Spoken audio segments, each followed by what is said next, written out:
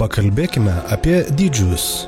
Kokio dydžio yra mūsų visatoje skriejantys objektai ir kiek dideliais jie gali tapti. Pasimėgaukime sekančiais palyginimais, pradėdami nuo gana didelio objekto mūsų mėnulio – Žemės mėnulis. Merkurijus. Marsas.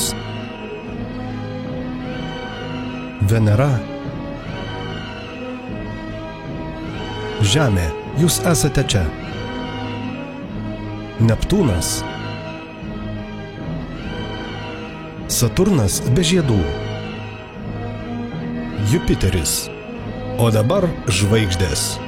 Saulė, mūsų žvaigždė. Sirijus A.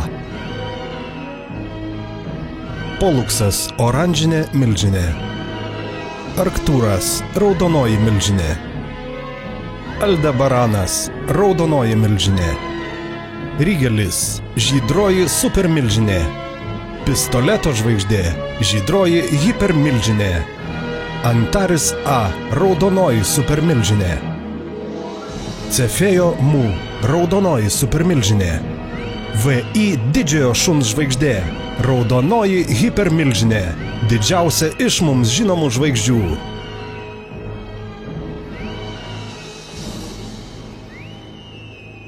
Palyginkime su Žemės dydžiu.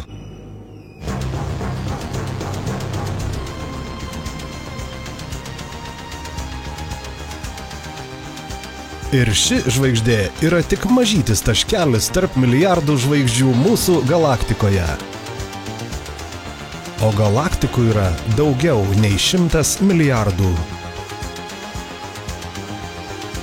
Taip kad, deja, mes nesame visatos centras. Išvertė ir įgarsino Naglis.